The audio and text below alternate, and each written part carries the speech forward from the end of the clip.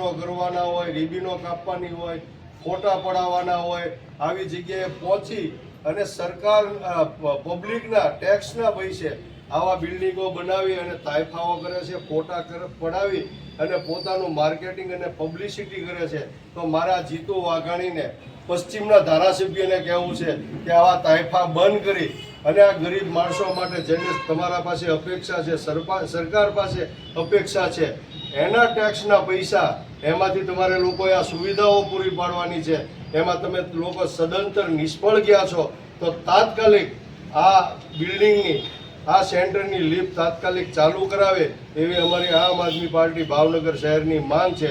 જો 2 દિવસમાં આ લિફ્ટ ચાલુ નહીં થાય તો આગામી દિવસોમાં ખૂબ મોટા પાયે અહીં આંદોલન કરવામાં આવશે. અચ્છા, એટલે કહેવાનો મતલબ એ છે કે છેલ્લા કેટલા સમયથી આ લિફ્ટ બંધ છે? 1 વર્ષથી લિફ્ટ બંધ છે, છતાં જાડી ચામડીના અધિકારીઓ અને નેતાઓ આપની રજૂઆત કે આપની ફરિયાદ સાંભળતા નથી. એવું કેવું? હું છું Raju Solanki, national joint secretary આમ આદમી પાર્ટી. આ વોર્ડની અંદર જે આરોગ્ય કેન્દ્ર આવેલું છે, આ આરોગ્ય કેન્દ્રની અમે મુલાકાત કરી અને અવારનવાર આ હેલ્થ સેન્ટર માટે અમોને રજૂઆતો આવતી હતી, ફરિયાદો આવતી હતી. ત્યાં જઈને તપાસ કરી. આ બિલ્ડિંગની અંદર જે લિફ્ટ છે એ લિફ્ટ સદંતર બંધ છે અને ત્યાંના જે અધિકારીઓ, ત્યાંના જે ડૉક્ટરો છે, સંચાલકો છે, એને અમે તપાસ કરતાં પૂછવામાં આવ્યું કે ભાઈ આ લિફ્ટ કેટલા સમયથી બંધ છે. તો તે લોકોએ કીધું કે આ લિફ્ટ છેલ્લા 1.5 વર્ષથી બંધ છે.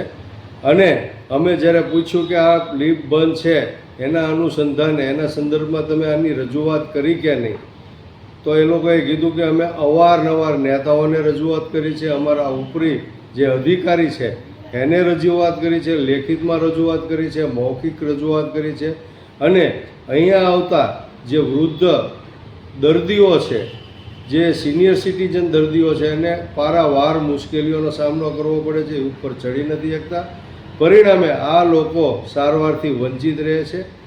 પશ્ચિમના ધારાસભ્યને કે આવા તાયફાઓ બંધ કરી અને ભાઈ આ તમને આ ભાવનગરના લોકો ઓળખી ગયા છે, આ પશ્ચિમ મધ્ય વિસ્તારના લોકો તમને ઓળખી ગયા છે અને તમે આ બધા તાયફાઓ બંધ કરી અને આ લિફ્ટ જેવી જે ગંભીર સમસ્યાઓ છે એને તમે દૂર કરી અને એનું તાત્કાલિક રિપેરિંગ કામ કરાવો.